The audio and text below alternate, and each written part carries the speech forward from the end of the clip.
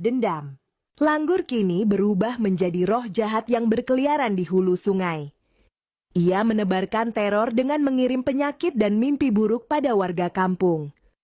Anak-anak sering terbangun ketakutan karena melihat bayangan hitam menghantui tidur mereka. Para tetua melakukan ritual untuk mengusir roh itu, namun tak berhasil. Langgur hanya bisa terusir sebentar, lalu kembali lagi. Ia jelas mengincar Mandau Terbang, senjata yang pernah mengalahkannya. Bungkang merasa dilema. Ia tahu jika Mandau kembali digunakan akan ada darah lagi yang tertumpah. Tapi jika tidak, roh Langgur akan terus menyiksa kampung tanpa henti. Pada suatu malam, Bungkang bermimpi berjalan di hutan yang sunyi. Ia bertemu roh leluhur berjubah bulu enggang. Roh itu berkata, Mandau Terbang bukan untuk membunuh semata. Gunakan ia dengan niat suci, maka ia bisa mengusir roh jahat tanpa menumpahkan cairan merah. Bungkang terbangun dengan wajah penuh harapan. Ia sadar, ada cara lain menggunakan pusaka itu selain berperang. Mandau Bintang bisa menjadi penyeimbang, bukan sekadar senjata pemusnah. Ia lalu mengabarkan pesan itu kepada para tetua. Mereka pun menyetujui bahwa Mandau harus dipanggil bukan untuk perang, tapi untuk mengikat roh dendam agar tak lagi gentayangan. Dengan doa-doa sakral, Mandau Terbang kembali dikeluarkan dari gua keramat. Bungkang mengangkatnya ke langit, lalu tiba-tiba ia terhanyut ke dalam alam gaib. Tubuhnya tetap di bumi, namun jiwanya terlempar ke dunia roh. Di sana, ia berhadapan langsung dengan roh dendam Langgur. Mata merah menyala itu menatap penuh kebencian. Serahkan Mandau itu padaku, atau kampungmu akan binasa. Teriaknya. Bungkang tidak gentar. Ia melempar Mandau Terbang ke udara, dan bilah itu melayang-layang memancarkan cahaya putih. Pertarungan gaib pun pecah, antara cahaya leluhur melawan kegelapan dendam. Pertarungan berlangsung sengit. Roh Langgur mengeluarkan asap hitam pekat, mencoba menelan cahaya Mandau Terbang. Namun bilah itu berputar semakin cepat, memancarkan kilatan yang memecah kegelapan.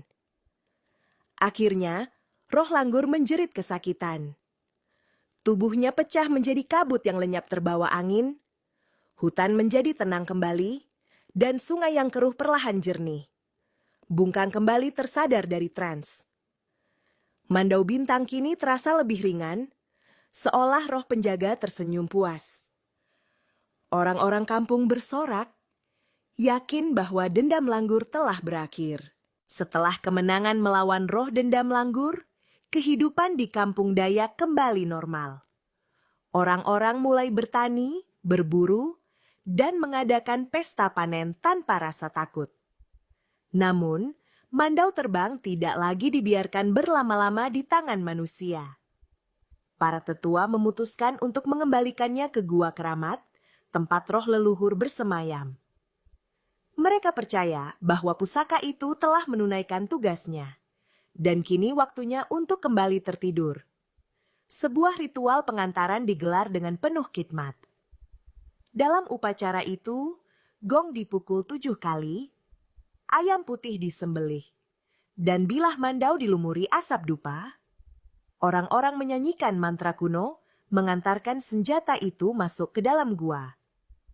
Mandau Terbang seakan menyatu dengan kegelapan, tak lagi bergetar. Namun Bungkang tahu, pusaka itu tidak pernah benar-benar tertidur. Ia hanya menunggu saat di mana keseimbangan kembali terusik. Ia sadar, tugas sebagai penjaga belum selesai. Beberapa tahun berlalu, Bungkang mulai menua.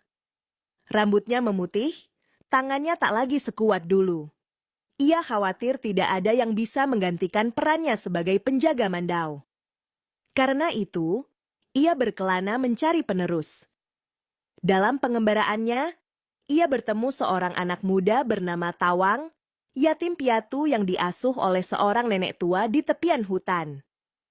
Tawang dikenal berani, berhati murni, dan sering menolong sesama tanpa pamrih. Hatinya bersih dari keserakahan. Bungkang melihat tanda-tanda pada diri Tawang. Dalam satu upacara adat, anak muda itu tiba-tiba bisa menari dalam keadaan trans, seolah-olah roh leluhur masuk ke dalam tubuhnya. Para tetua terperangah, karena itu pertanda bahwa roh penjaga Mandau telah memilihnya. Tawang sendiri bingung, ia merasa dirinya hanya seorang pemuda biasa. Namun Bungkang menepuk bahunya, berkata, "Mandau sudah menaruh hatinya padamu. Kau ditakdirkan untuk menjaganya kelak. Sebelum